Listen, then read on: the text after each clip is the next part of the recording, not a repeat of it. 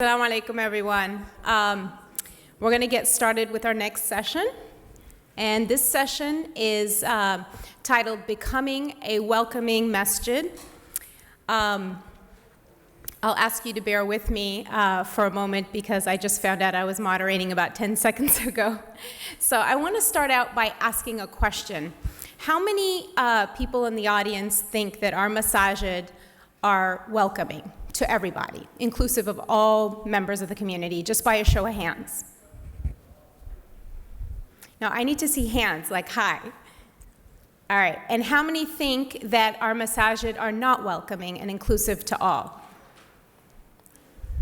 Okay, so I see more hands in the non-inclusive, non-friendly category than the friendly. So alhamdulillah, it means that we're making progress and we're progressing, inshallah. And inshallah, this conversation hopefully we'll be able to, after we hear from our panelists, our distinguished panelists, that we'll be able to ask questions, give some suggestions on how we can make our masajid more friendly. I just want to start out by saying that you may be or may not be aware, but we have a good segment of our community who are convert Muslims coming to Islam, and within the few years of them taking their shahada are actually leaving Islam. And how many in the audience are aware that we are losing quite a few converts within the early phases of them becoming Muslims? Again, by a show of hands, raise your hand.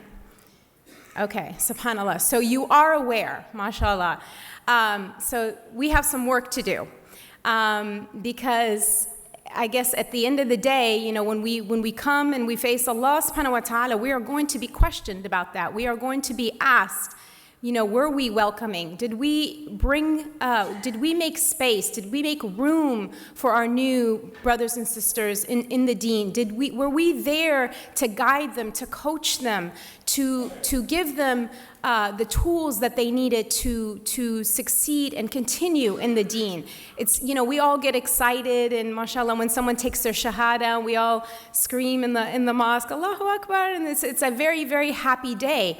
But it doesn't stop there. We need to keep in mind that these new Muslims are really, when they come into the deen, they don't have guidance. They don't have a roadmap. They don't know what to do next. And so it is our responsibility, it is incumbent upon us as a community to make sure that we are there for them and that they can rely on us and that they have access to us and that we invite them not only into our masajid but into our homes and that we include them in the community. Now, I have no idea what the panelists are going to talk about today, but I just wanted to start with this, just making the audience aware that this is a grave phenomenon that's going on in our community, that I feel that we need to rise to the challenge in making sure that we look out for our brothers and sisters who are newly coming into the deen. Having said that, I'm going to introduce our first speaker. Dr. Ihsan Bagby is an associate professor of Islamic Studies at the University of Kentucky and director of ISNA Masjid Development Forum. He obtained his PhD in Near Eastern Studies from University of Michigan, and his research for the decade has focused on Muslim life in America. In 2001 and 2011, Dr. Bagby published the results of a comprehensive study of mosques in America entitled The Mosque in America, a National Portrait. He is a former director of ISNA's Islamic Teaching Center from 1985 to 1991. Dr. Bagby has also been a board member for various organizations, including Muslim Alliance of North America, MANA, the Council on American Islamic Relations, ISNA's Leadership Development Center, Hartford Seminary's Institute for the Study of Religion, and the Fiqh Council of North America. So without further ado, please welcome Dr. Ihsan Bagby.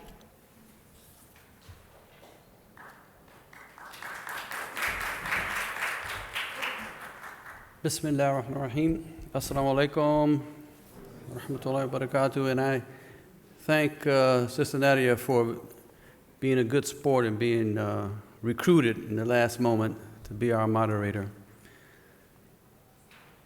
we as a group have, at this point, said to ourselves that the concept of being a welcoming masjid is going to be one of the key concepts that we are going to promote, that we are going to focus on as a standard by which we want masjid to live up to. But why is the concept of being welcoming so important? One, I think that one of our biggest problems in our communities is that we're really not communities. Communities are people who feel like they are on a team, people who are bonded to one another for a common goal. People who have a sense of belonging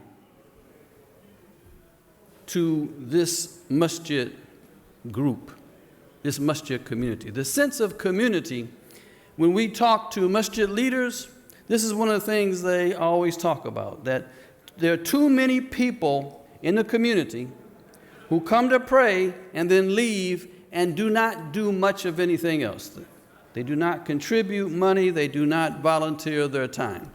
There's a large percentage that are not really involved. And there is a lack of sense of belonging. And being welcoming is an important first step to developing that sense of community. We did a needs assessment of ISNA associated masjids, and we interviewed about 350 masjid leaders, and we asked them what was their number one priority. 61% pointed to this issue of lack of involvement, not having enough, this sense of belonging, people just coming and praying and leaving. They said things like that. So the number one priority for masjid leaders was increasing this sense of involvement. And again, being welcoming, seems tied to the process of increasing involvement. Then there's lack of volunteerism. We asked masjid leaders in the same needs assessment what is their number one challenge, and they gave a similar answer of lack of commitment, lack of involvement, lack of volunteers. And again, being a welcoming masjid seems a key to changing that.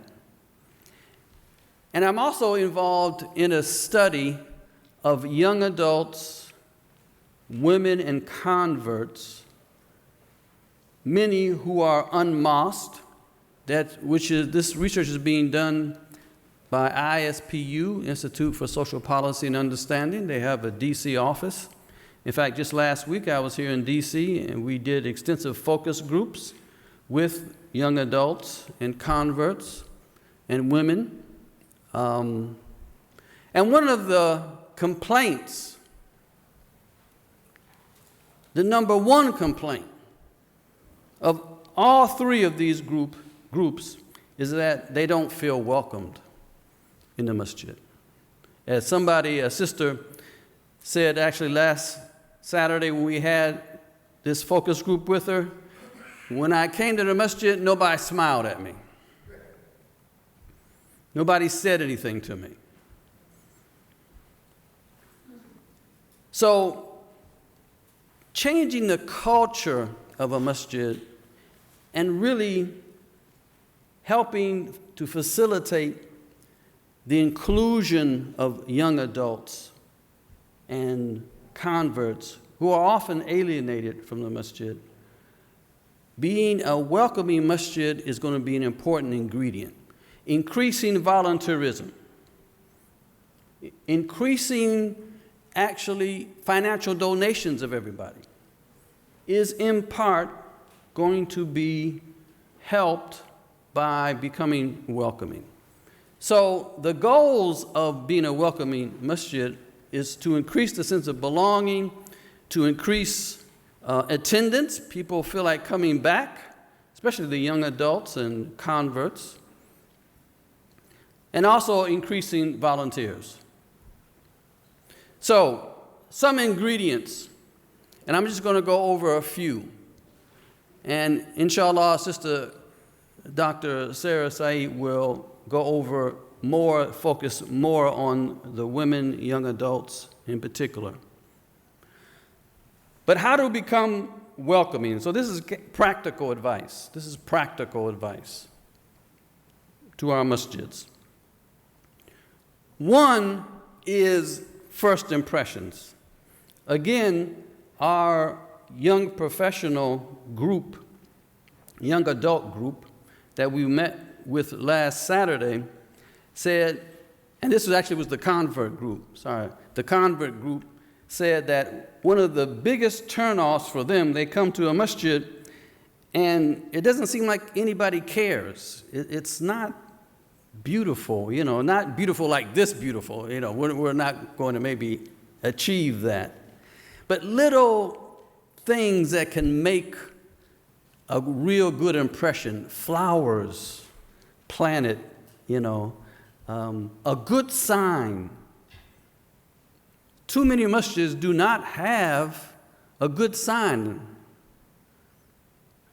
And preferably have removable letters so you can have a message. But beautiful and clean are important first impressions.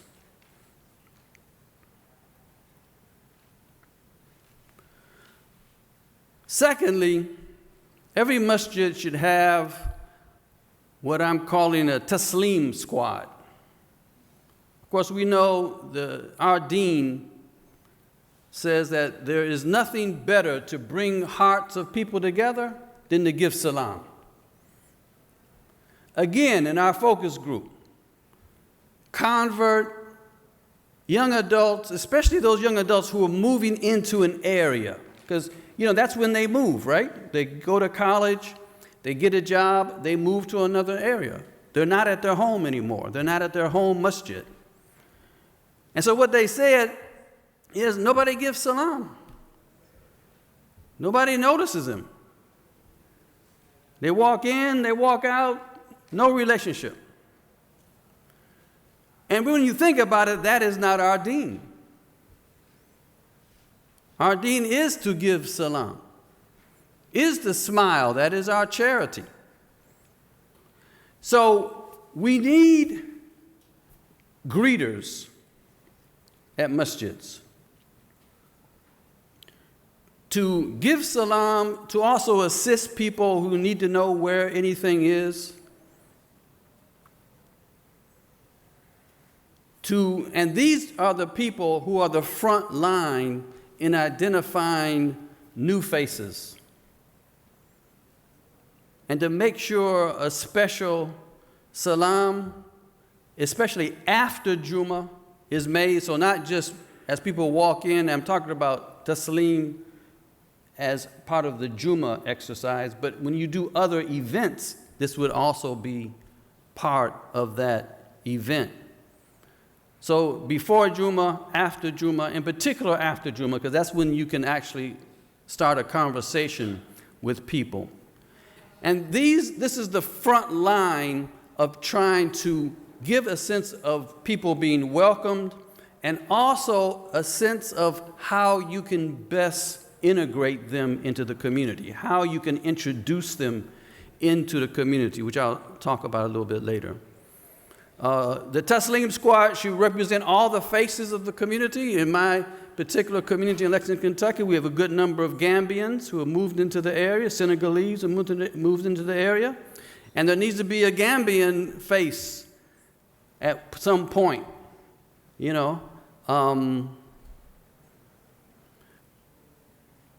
Some communities have tried it. I heard just recently a sister in a very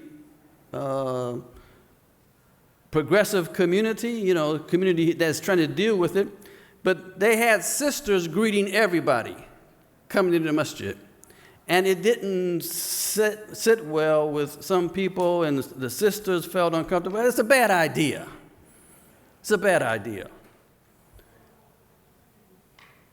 Sisters greeting sisters, brothers greeting brothers. That's a much better idea. Or have both together.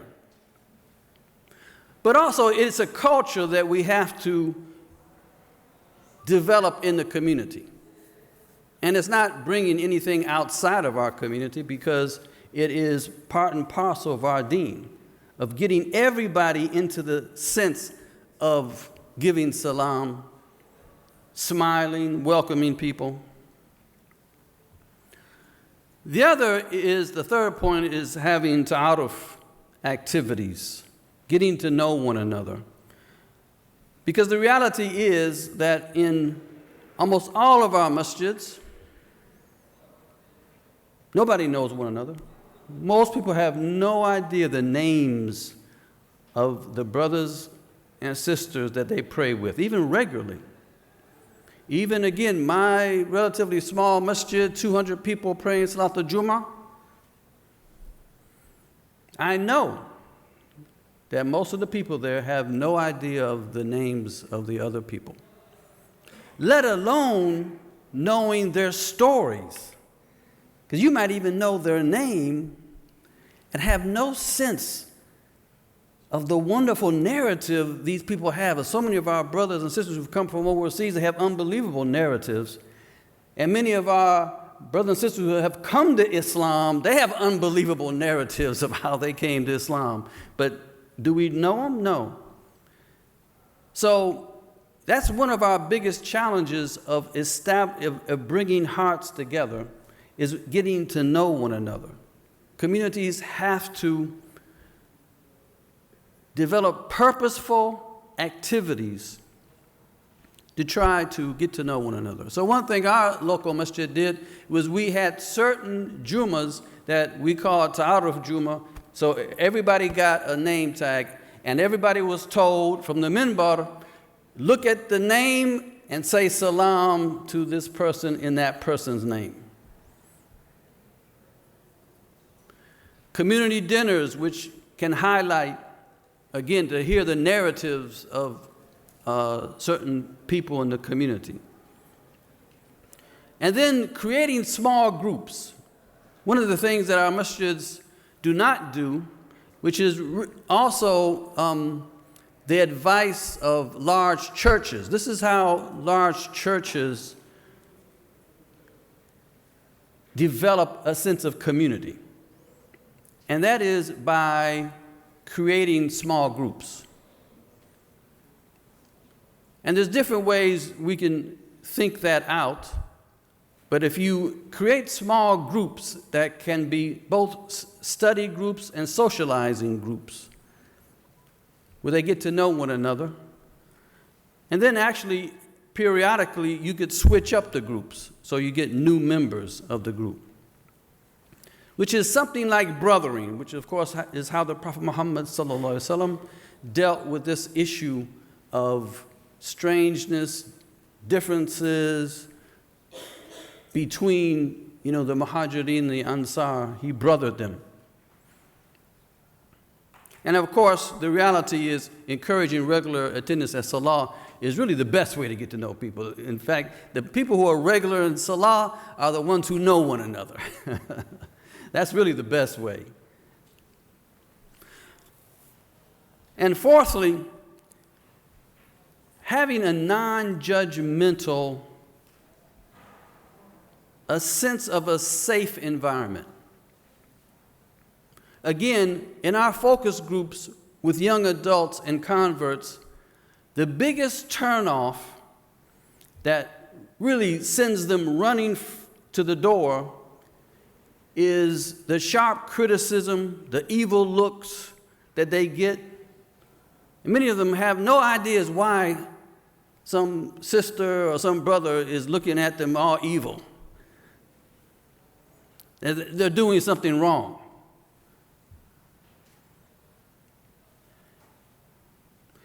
So in Detroit, we had a set of focus groups, and these are the ideas that this is a convert focus group, and this is the ideas that we came up with, is that what you have to have a culture of is in your community that nobody has a responsibility to be trying to teach deen to anybody in the community who just comes in, who's new.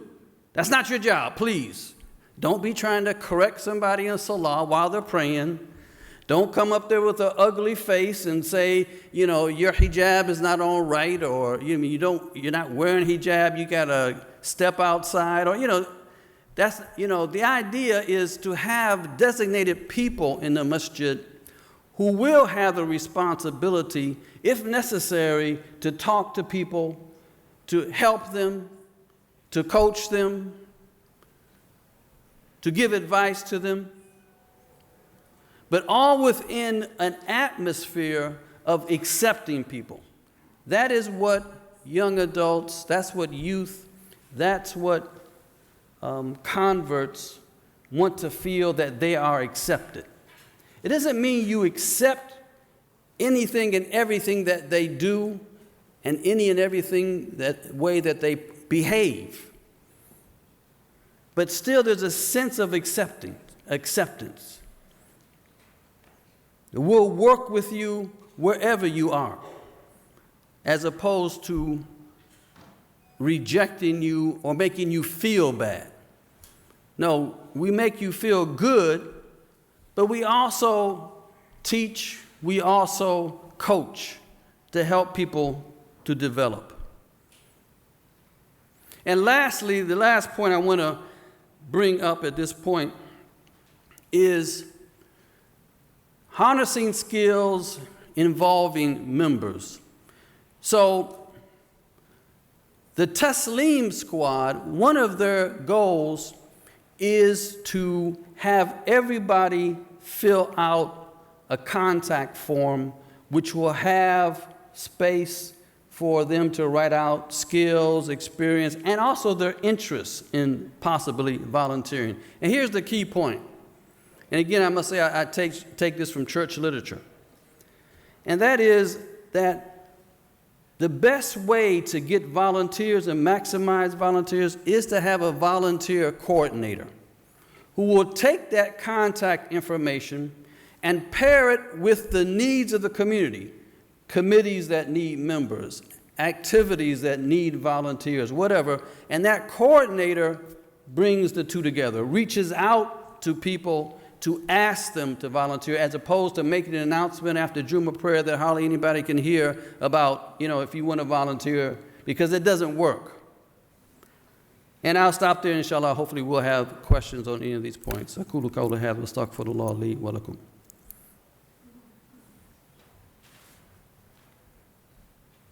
Let's see. Jazakallah khair. Thank you, Dr. Bagby. So are we hearing a recurring theme here? All of these themes are being threaded together, women-friendly mosques, inclusiveness of youth and younger and youth leadership, with the Bilal Initiative, including diversity. It's all the same. It just looks different. But if we can get this right with women, we can get it right with race. If we can get it right with youth, we can get it right with welcoming masajid. So it's just, I want to make a comment to what Dr. Bagby said about the judgment. And a lot of times, yes, I've had so many sisters come up to me and say, it's true, we have not smiled in the face of our convert sisters who walked in, and we feel really bad, but we didn't mean to do it. We didn't know we were doing that. So a lot of times it's just even raising awareness. And they've come apologizing, and I said, don't apologize to me, you gotta apologize to the sisters who have left the mosque. So inshallah, with our intention here is just to raise awareness that this is happening, and we need to do whatever we need to do to just correct the problem.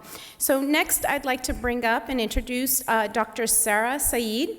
Sarah Sayeed is currently a board member of Women in Islam, Inc., founded in the early 1990s by Sister Aisha Al-Adawiya, and is the oldest Muslim women's human rights education organization in New York. In her capacity as board member, Sarah has helped to author the practical guide and booklet, Women-Friendly Mosques and Community Centers. She is a member of ISNA's task force on women-friendly mosques, and she's also a senior advisor to the New York City Mayor's Office of Community Affairs. Without further ado, please help me welcome Dr. Sarah Sayeed.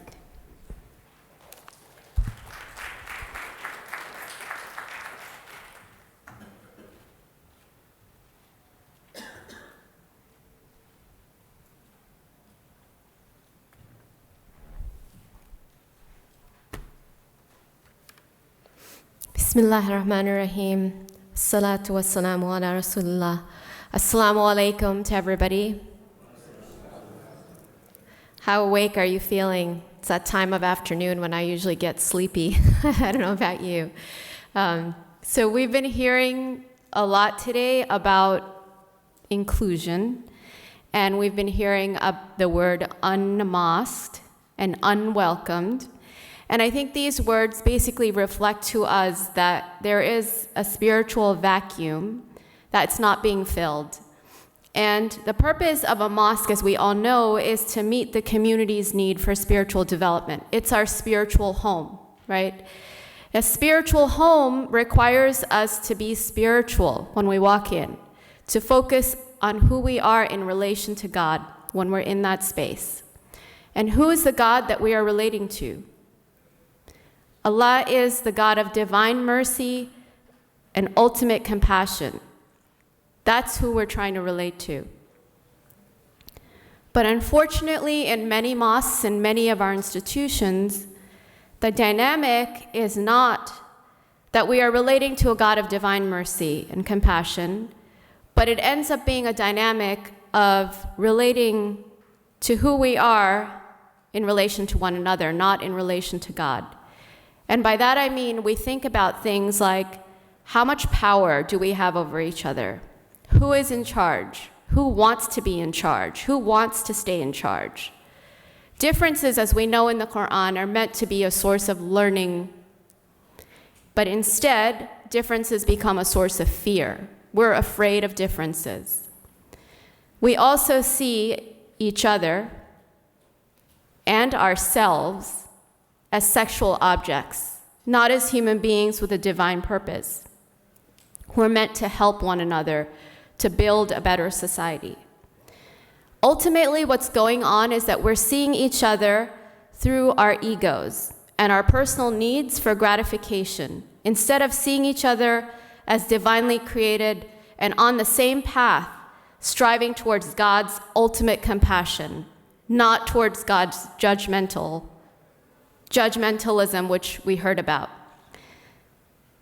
When we put up curtains and barriers for women, we don't remember that what we are actually doing is something that the Prophet did not do. We don't remember that. When women asked to pray in the main area without a curtain, we don't realize that they're asking us to abide by the sunnah. They're not coming up with something new. In our day and age, when it comes to the sunnah of including women in the masjid and being an inclusive masjid overall, I think we are very backwards and we are lost. We also have another kind of problem today, which is that when we are outside the masjid, in spaces such as classrooms, in our workplaces, these spaces are in the public square, in the subway, in buses. These are spaces that are they're porous, they're fluid. They draw on the strengths of girls and boys, of women and girls, and allow for relatively equal access and participation. But when we walk into the masjid, all of that equal access is somehow null and void. There's only a certain type of group of people who are present in the masjid, And when there are people who are different than that come in, the fear factor increases. And it's to the point where we can't even say assalamu alaikum to one another when we're passing one another, either in the masjid or outside. So this fear and objectification and seeing each other through ego when we walk through the mosque is why I think our hearts are not at rest. They are not in our spiritual home when we're in the masjid. When women and men feel objectified, our hearts are broken. And then when our hearts are broken, our communities are broken. We are fragmented. So my question today is, how do we change this dynamic? How do we reclaim our higher spiritual purpose? As we said, the function of a mosque is to provide our community with spiritual development and education. And it goes beyond the Friday prayer. So I come to this from a sociological background, a data background, and I like to talk about data. And I want to also ask you in the audience, how many of you in your masjid actually have a place where women can come and pray? Because there are still some mosques, a few mosques that don't allow that. Okay. And how many of you have programs for young adults, young professionals in your masjid? All right. So I'm not seeing, universal raising of hands. How many of you use a divider or a separator or a curtain in your masjid?